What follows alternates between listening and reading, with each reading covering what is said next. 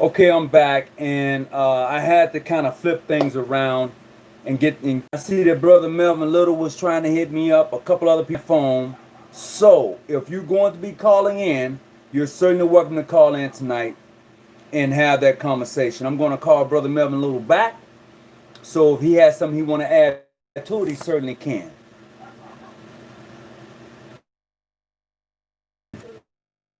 Popping in, and what did I come here to do, per se, brother Melvin Little?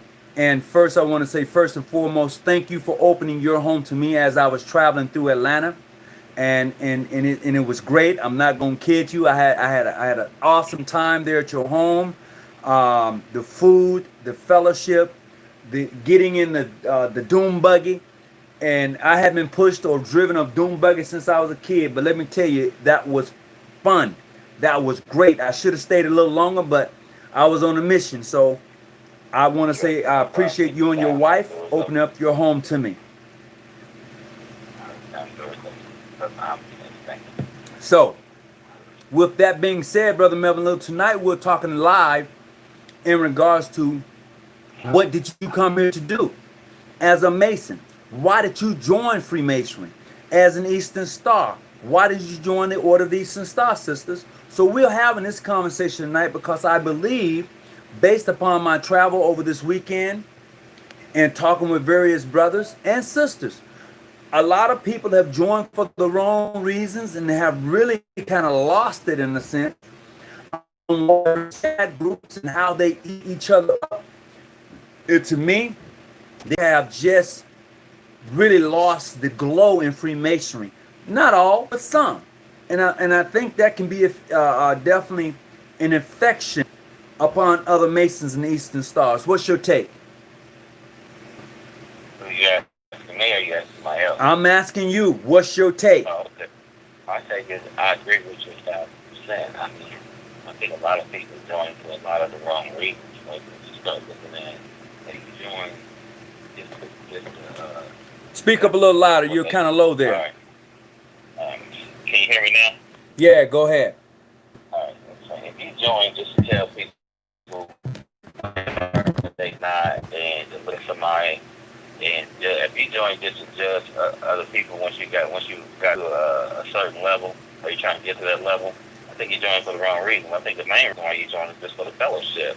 Whether you fellowship with somebody in the lodge, or it's like when you came down, you've seen so many people. So I was tripping, man. I mean, you was out. I mean, that's what it's about, the fellowship. Meeting brothers everywhere, and, meeting on a level. Absolutely. Absolutely. That's what it's about to me. Well, I'm going to answer this question. And greetings, Brother Charles, and to others who are coming on tonight. Greetings, everybody. James Todd asked the question, what do you do when you are attempting to travel to another lodge to build with other brothers and are turned away because you are ancient, free, and accepted Masons? For one thing, I'm going to tell you this. I don't go nowhere where I'm not welcome. Oh, hey, here you go. Thank you. You're welcome. I don't go nowhere where I'm not welcome. And so with that being said, I don't go and knock on a door of any Masonic lodge unless they know I'm coming and I'm welcome or invited. Period. Because you can be easily turned away because they got business meetings going on or they may have something happening and they don't want to share. And that's their prerogative and that's their business. So my word to any brother who's traveling, don't go anywhere where you're not welcome. Period. I don't care what jurisdiction they're in. Just don't go. If they don't welcome you, don't go. Because people don't see masonry like you see masonry. They don't feel it like you feel it. So don't get your feelings hurt by going into visiting in lodges and knocking on doors and they're telling you, oh, well, we don't recognize you, you can't come in. Oh, we don't socialize, you can't. That's for kids.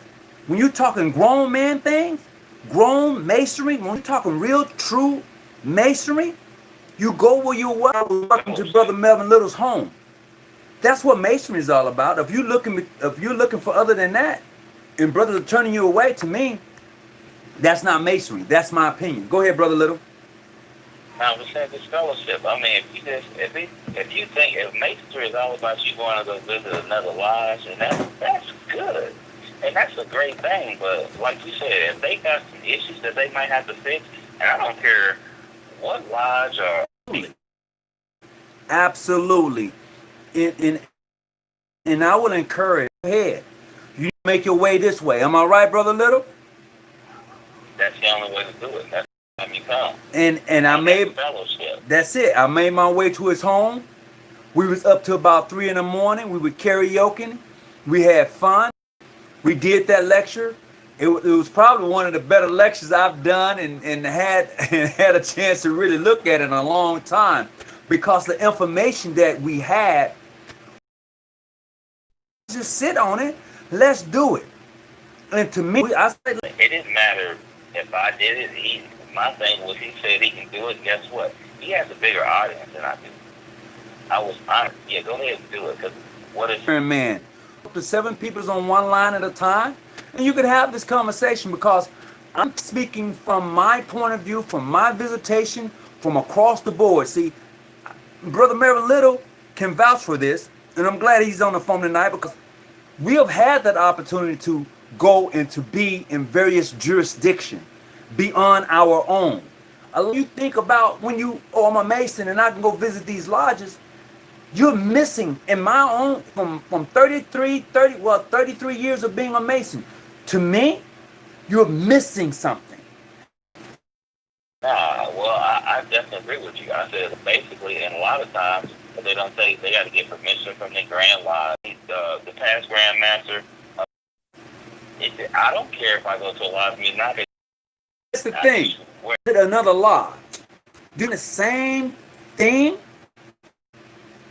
and I keep repeating that over and over again, and I don't know if most brothers get it or not, that you're doing the same freaking brother, and talk with them and find out about them personally. To me, Masonry, that's it, because what it says, it says somewhere in Masonry that without this organization, we would have remained strangers. Because of Masonry, it brings us together in so many words. But come on now, if you going to somebody else's meeting is to me, the lodge meeting is where we conduct a little bit of business, and we identify what brothers need more knowledge from brothers that have a lot of knowledge. And brothers, you go there to grow. So what you learn and what you're supposed to learn in that meeting, and really not even the meetings we have, like we do like online lectures and stuff, we learn more about how to be a better Mason outside the lodge than we do inside the lodge. And I would mean, a lot of... Go ahead. I'm sorry. No, go ahead. You go ahead. And you're looking at you're texting, you're doing other stuff on yourself. You ain't really paying attention to what's really cracking in your lodge. Let's just be truthful. They're there physically, but they ain't there mentally. Absolutely. I mean, been to a lodge meeting and they ain't mentally there. Like, man, I was up all night. But it's going to change. I'm not saying you're not going to need the physical lodge. I'm not saying that. But what I'm saying is that Masonry is going, who lives in Kentucky, and he still holds membership to you. You're going to have to come on and go live for that brother to maintain his membership in a sense, so he can say that he attended a virtual lodge meeting. So that enlightened me. He said, do you think that the stone masons seen the speculative masons coming and flipped the whole strip? And now you don't find many stone masons. You find actual masons, but we're talking stone masons. So we took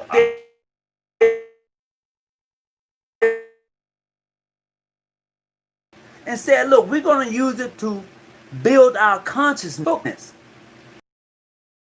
Not nothing physical, but more spiritual. So do you not see that Masons, speculative Masons, don't see the virtual here? Go ahead, Brother Little. Yeah, there's a lot going on in the back room, and it's funny because a lot of these, even the organizations are starting to go on to what they call a digital concept.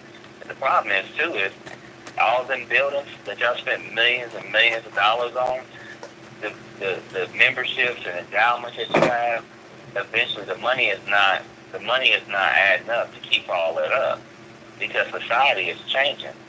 It's not the way it used to be 50, 60, 70 years ago. And I had this post where I said in 1960 it was 4 million Masons, and 27. The population is growing. But they losing. Go ahead. Go Go ahead. No, no, no, no. No. I was just going to say, but everybody says, well, you know, they ain't cut out to be no Masons anyway. Guess what? When they had 4 million Masons, I bet they had a lot of that 4 million.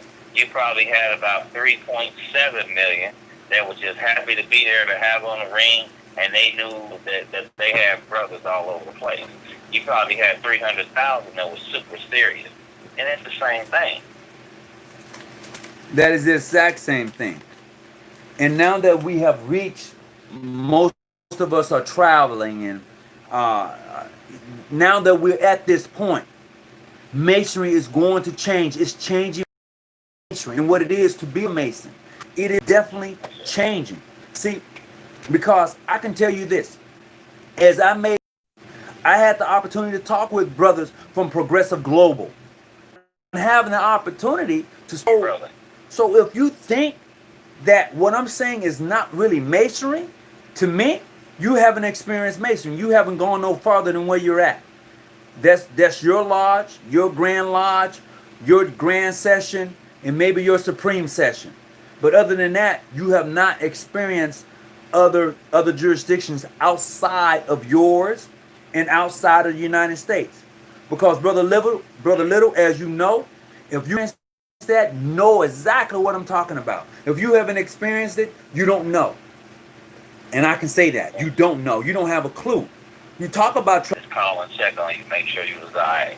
I ain't want to eat every time you're on vacation. I know you're visiting other brothers, but you good? Trying to make sure you all right. If you come back my way.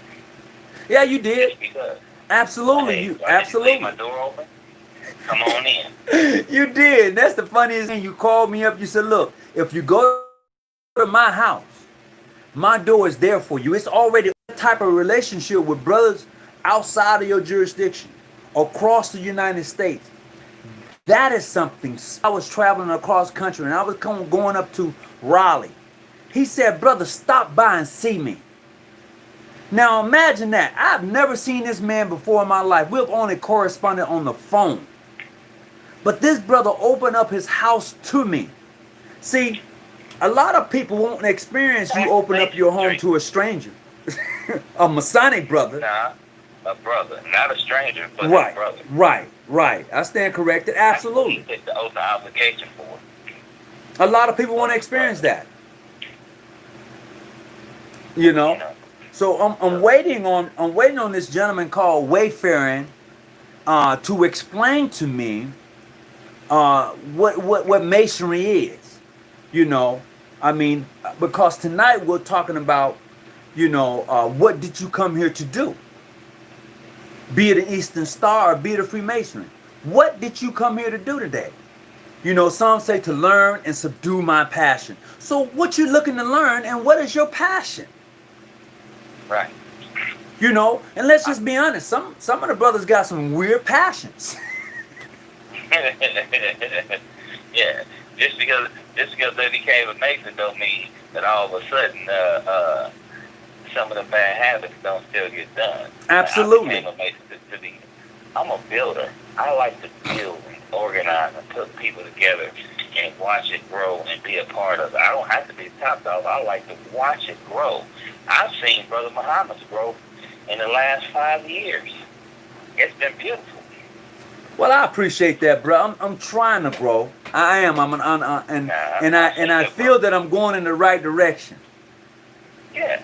But see, even if you had to take a step back, it was a necessary thing so you can learn the lessons so you can take 10 steps forward. Right. And I'm going to share this with you. In my learning, your environment plays a part. Is just really go at it over $5, over $100, or whatever the Treasury report may be, whatever the Secretary report may be. If that's all you ever do in your lodge, you are not going to grow. If all you ever do in your lodge is just go there and y'all just hang around, you talk, you open, you close, you're not going to grow. The same thing for the Order of the Eastern Star. The same thing. If all you ever do to go to your chapter meetings is chitter chatter, is that all you do? You're not going to grow as a person. you're not going to understand what it is when they talk about the widows, when they talk about the sisters, when they talk about the wife, the daughter. That's just how I feel. That's my personal thing. When they say, what do you come here to do? Come on, somebody need to talk to me. I come to build, baby. I tell people all the time, I like to build, and I like to see men grow. And for me, I like even Grandmaster Dre Jones. He reach out to me, I reach out to him. How you doing? Check out Grandmaster Raymond Edwards. Talk to him like I talk like we call you right back. Here, let me step out. I can just call you later. Like no. What's up, bro? I'm like, here's the thing. It may not be important to you, but it's important to me because of the connection that we have. And when you have connection with brothers across the world, across the jurisdictions, across the pond, it becomes important when a brother calls you. You want to be able to answer that phone. Are you okay? Just like you did for me when I was getting ready to come back. Hey, you all right? You need a house? You need to stay here tonight? Where you at? You the same thing. That person becomes important to you. Yeah. You called me about 3-4 times. My dad lost his wife. They had been together like 20-something years. You called me 3-4 times. Hey, how's Pops doing? He good? Is Pops all right? I'm checking on him, trying to make sure you're all right. That goes a long way with me. I wouldn't give a damn if you ever came to me. That's what my brother's checking up on me.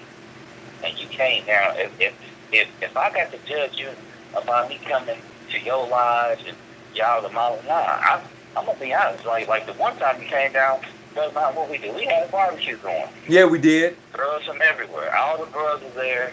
We had the barbecue going, and we just was eating, talking, having a good time. Sometimes that's masonry, brotherly love. Because where is that at? Now that's something that's been kind of like getting messed up, brotherly love. And I would say even with that, even at that point in time, with me coming, and you said, are you really coming, brother? I was like, yeah, I'm going to be there. When I got there, the mere fact that the other brothers from various jurisdictions started to come, and the sisters started to come, and we was packed outside your shop. You was trying to do business, and brothers and people are just driving up. Literally out the blue, driving up. Oh, you have to, really just hanging out, having that great time and fellowship, building with each other, saying, hey, look, I do this, I do that. We had one brother that was running for, I can't think of the position he was running for. I want to say sheriff or something.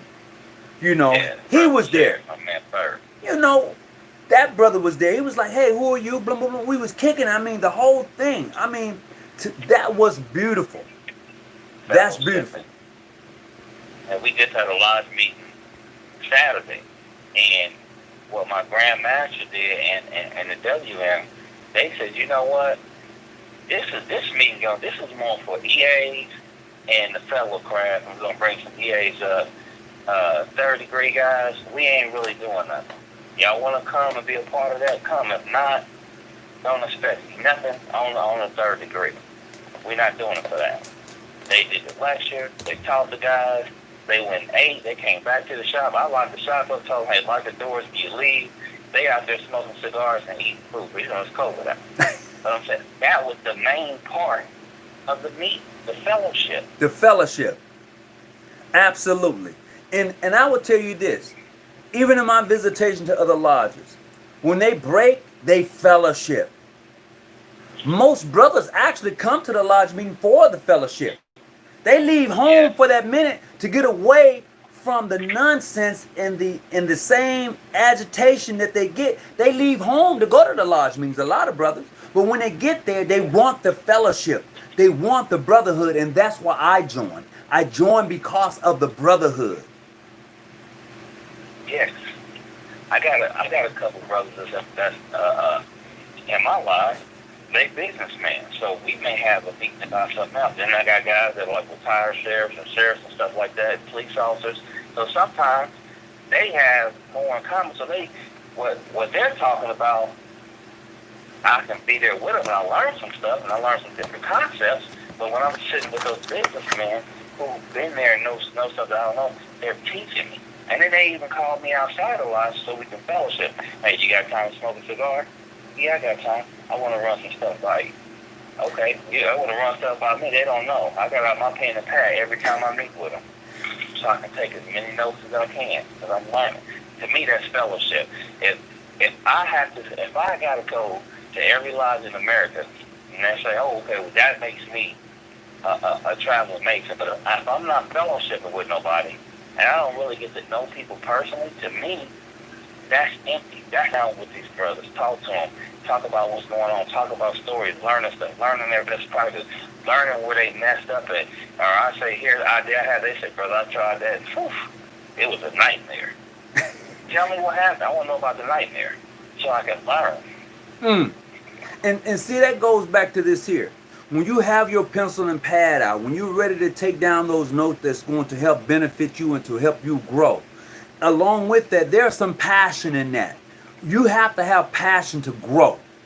You have to have passion to do those things that keep you from growing.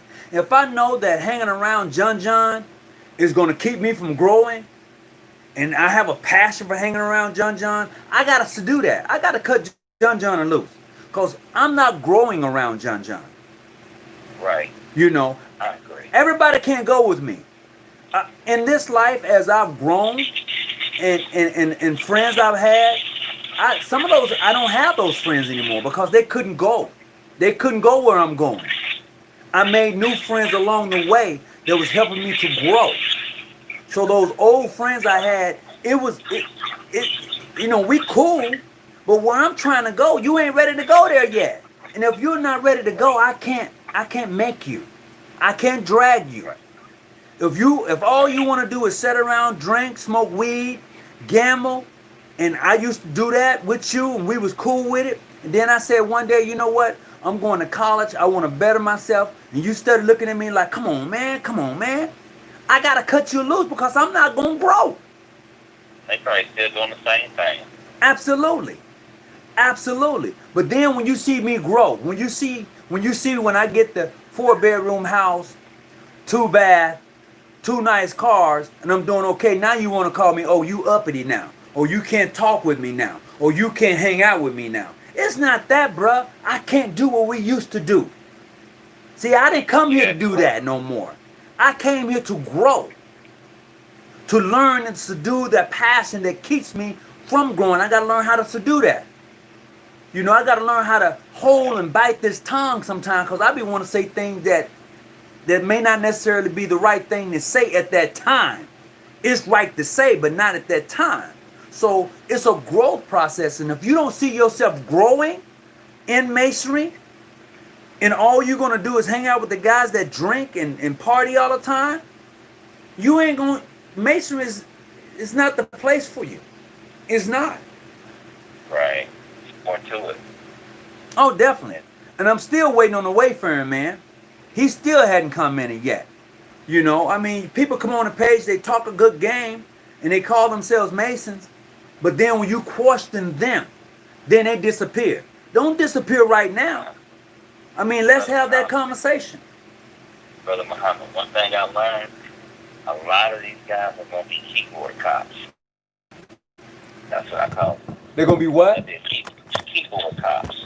But if he has it now, we might not be in the physical, but mentally, we can all align ourselves up in the mental realm, so you can come on here and you can explain to us what you're saying, or you can discredit, use your opinion to discredit what you may be saying. But you can use your keyboard. You tell them, call in, and I'm going to let you discredit me. Hey, Crickets. I've told brothers from across the board, if you want to call into this show, you can do that. That is what sets us apart from any of your Masonic shows you can find on YouTube. The mere fact that you can actually call in and have a decent conversation.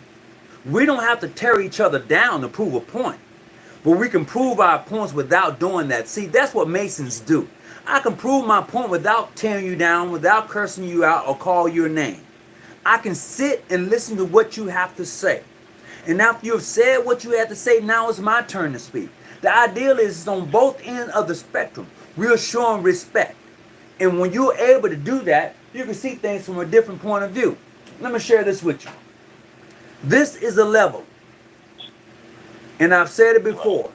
Water reaches its own level. Okay? Now, where are you at on this level? And for me, depends on which way you're going. And I'm traveling west. I'm not traveling east. I'm traveling west. I'm telling you that already. You'll catch that on the way home. I am traveling west. Anything else? Brother, I'm close. In my life right now, it's high noon. It's high noon in my life right now. So when you say, well, what do you mean it's high noon? Right now, I'm over 50. The sun is at its meridian height. That's where I'm at in life. So to my young Masons who are coming in, I'm talking about young in age. See, you have that zeal. You are that youth. You are that brick that everything else is standing on. Okay? And to those Masons who are coming in, you are of age. See, you've already experienced some things in life. And right now you're in that teaching space. But you can't do it if you don't apply the things that has been handed to you. You can't do it if you don't apply the level of the plumb and the square. You can't do it if you don't take the book of light, whatever it may be to you, and apply that book to your life. You can't do it. You can't. Right. You know, I had one of my cousins call. I mean, he commented on something I did, and he just went the apology. I was like, with that. Talking about cousin. He says, cousin, it's been too long. So when he said, cousin, it's been too long, I'm like, dude, I talked to you in 2014, and it wasn't a good conversation. I seen you at a wedding in 2016. You were so damn drunk, you didn't know who was there, who wasn't there. It was your brother. And I told him, I said, man, you ain't my family, bro. We share a little bit of blood from grandma. That's it. He said, huh? I told him, I said, look, I said, my brothers are all colors. And they call on me white, black, green, and brown, check on me, Melvin, how you doing? Brother Muhammad, you doing? Like I said, Dre Jones did it 2 weeks ago. You good? My brothers called me. That's my family. And they check on me, how you doing? Everything all right? Everything good? I told him, man, you ain't my, I said, we just share a little bit of blood, but we're not family. I don't even know you, bro. Wow. And that says a lot. My family got mad. But that says a lot, though. That actually says a lot. That's just like when Brother Larry Diamond was here. He came to hang out with me about maybe almost a month ago now, and we had the opportunity to really sit down, jail, talk, and really fellowship. Once again, that's a brother that's coming to stay at my home. See, and I don't know how many, like I said before, I don't know how many Masons open up their homes to real brother Masons. Where you come in, you fellowship, you break bread, they stay the night, you get up, you take them out, you show them around town, you show them around city, see? To me, that is the essence of being a Mason. Other than that, we're just living a dream. You're right. But, you know, I can't show you around Atlanta. Sure, you already had 7, 10 places lined up. I'm like, let me enjoy my time with my brother. If he need to come back, doors, and if he come back down, doors open. If I have another lecture that I'm putting together, actually I got a couple of them. I'm even like, I literally sat there and said, you know, I can get this documentation up and put it in the hands of a man that's going to deliver it better than me. Guess what? I'm okay with that. I don't have to be the one, oh, I got to do this later. Man, that's crazy. If the message is getting out, don't hate the messenger. Just listen to the message. Absolutely. And if the messenger is better at delivering the message than I am, I'm cool with that. That's my brother. And that's where we should be. That's what you call growth. If you're able to give a brother or a sister a lecture and say, look, I need for you to deliver this. Because even though I can do it, I think your delivery is a little bit better than mine. So you do this for me. A lot of brothers can't do that. A lot of sisters can't step back and do that. because they got to have the glory. It is their project, it's their information. So they got to, you get credit for it. But in the process, a lot of brothers and sisters ain't ready to do that. Did I lose you, Brother Melvin? Nah, you ain't losing. I'm here. No, okay.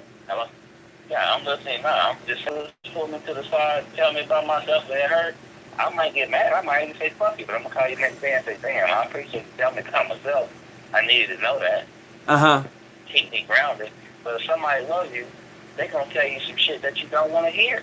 See, my English is custom, but that's what they're going to do. That's what I want you to do. Tell me the truth. Don't watch me drive off a damn cliff. Absolutely. So here's a question I have. What if I told you that the word that was given at the raising of Hiram Abiff was Muhammad? What if I told you that?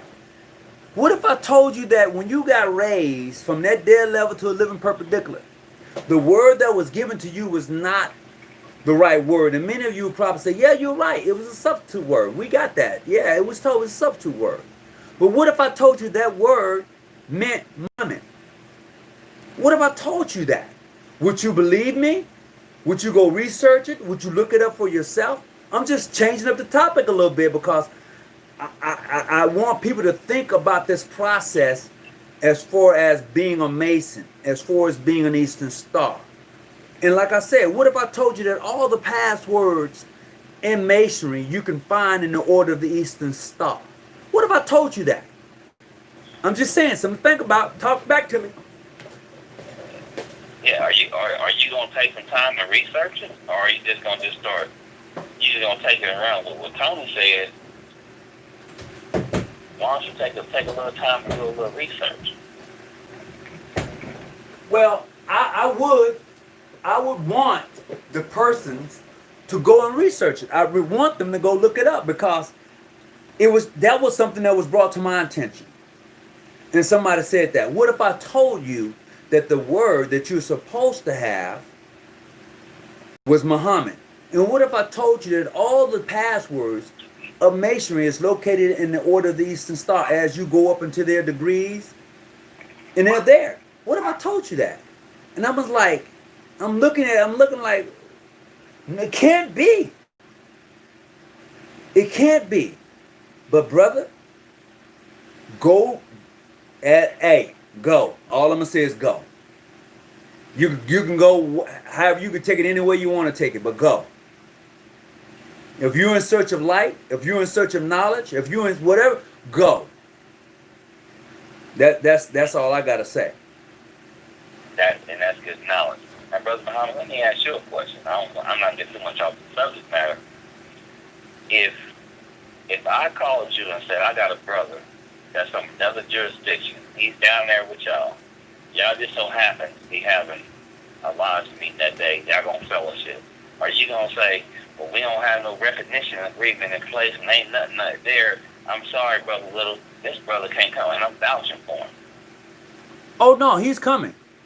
He's coming because you are vouching for him. But there's no piece of paper in place. Well, brother, that's to me, in this jurisdiction, I'm only talking about in this jurisdiction, we practice Masonry.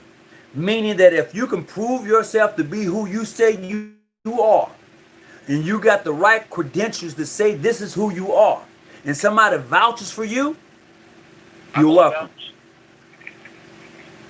So what? I said properly vouch. Properly vouch for. I mean, what else can you ask for? And see, that's the difference between, that's the difference than being in this jurisdiction and being in your jurisdictions and other jurisdictions that we personally know about. That's how we do it. If I call you and say, look, I got a brother in Atlanta. He's going to be there for about a week. What do you got going on? Well, Brother Hawkins, you know I'm at the shop, but he can come by and fellowship. I got some brothers here, and we're doing X, Y, and Z. Based upon my information I just gave you, he's going to drive up at your shop and say his name is such and such. Brother Hawkins told me to come here. And because he said, Brother Hawkins said, come by, you going to say, okay, have a seat, brother. What you want to eat? We're going to be with you in just a minute. You want to walk around? Come on, let me show you. Let me take you to the third floor in the shop. let me show you what's going on here. And you're right, AF and AM, John D. Jones, and they had things going, and guess what? I donated. It doesn't matter. It's not just me, but even our lives. We took donations, and we never once said, do they recognize us? We don't care. If it's for a good cause, to me, you don't have to recognize us, but it's also funny. If you take our money for your cause, then you know what? You must accept that you accept that we are giving you some help.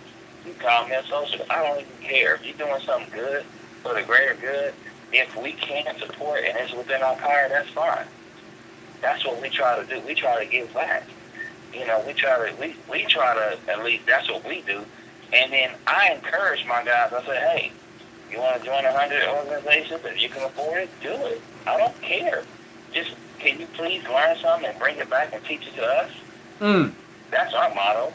We don't care if you belong to 1,000 organizations. That's right. Teach us something, brother. If you belong to 1,000 organizations, you ain't learning nothing. You know, that's on you. That may be your level of travel. Some of these brothers, okay, if they can show up and everybody get in the room and you do one big grand lecture, everything is changing.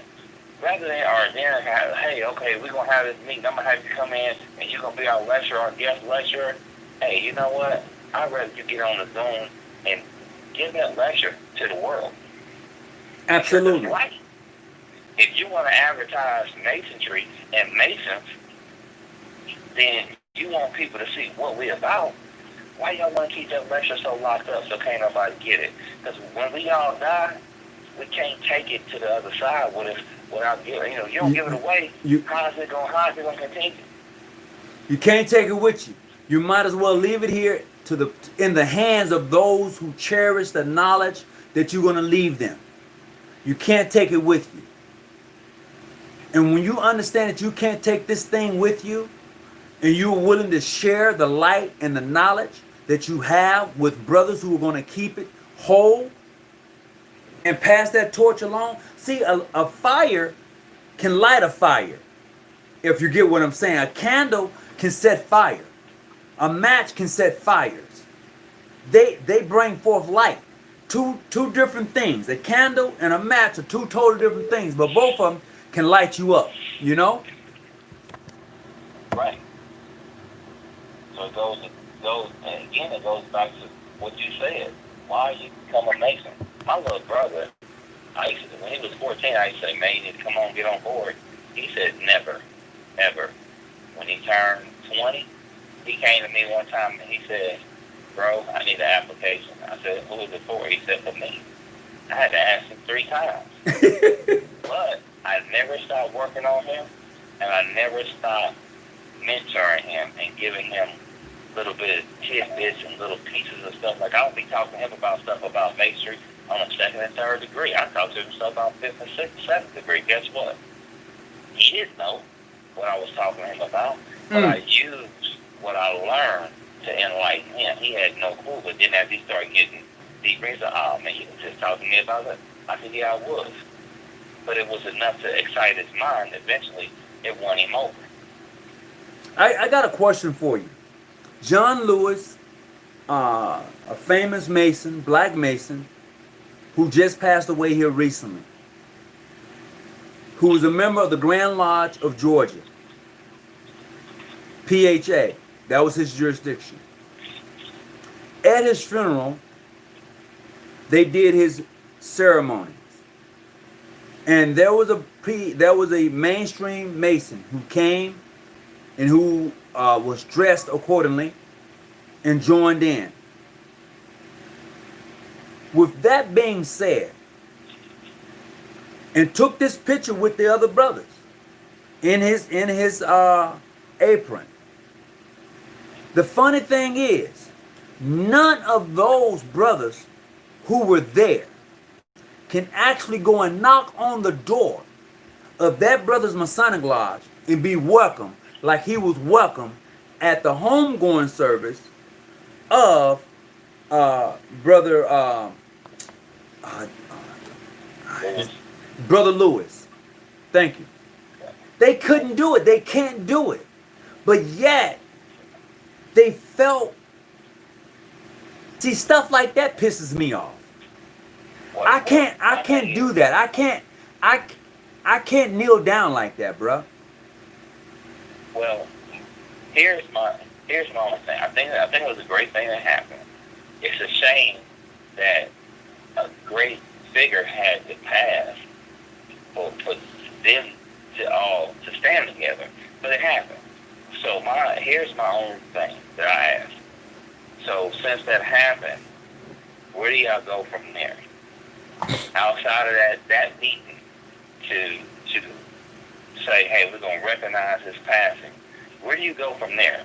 What's the next step? Are you going to create something where you open the doors where y'all have some type of where y'all can intermingle? Where do you go from there? If all you did is visit and y'all go back into y'all corners, then I think it was a waste. But if you're going to build from it, even though it took this man dying for y'all to have to be together in the same room and take a picture to be able to talk to each other, hopefully I don't know, but I think it's a waste.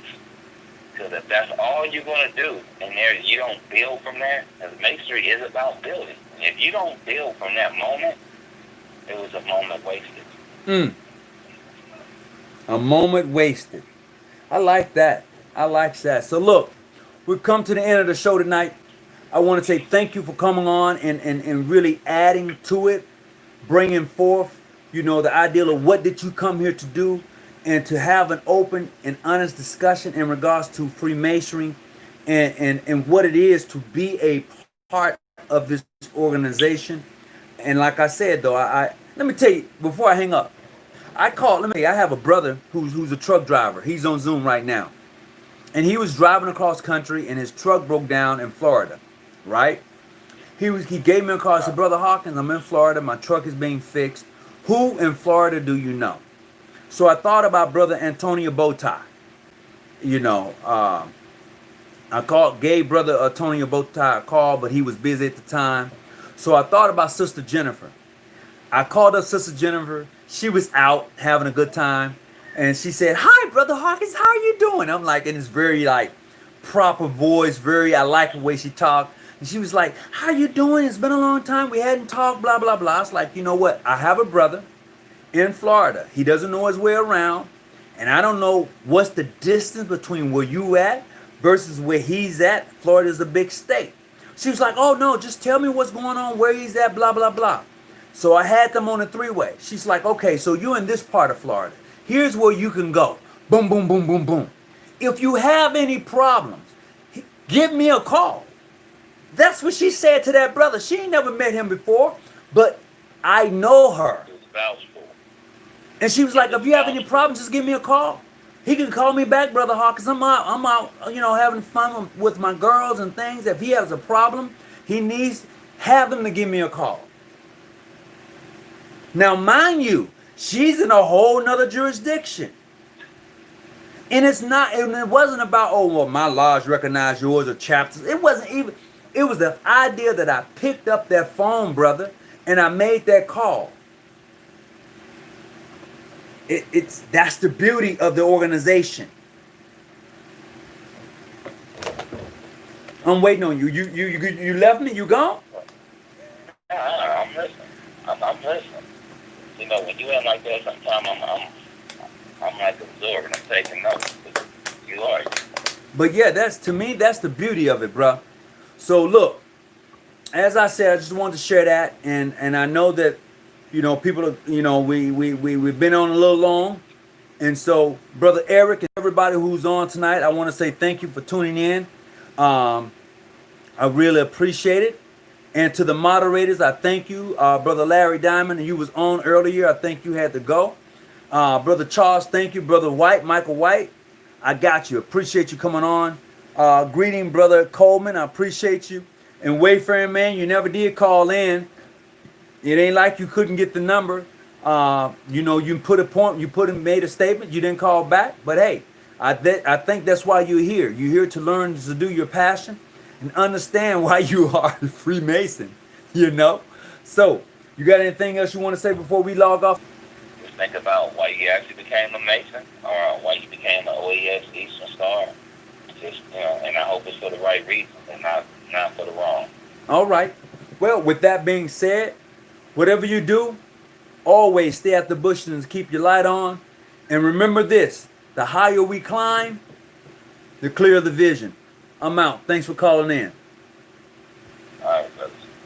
God bless. Peace.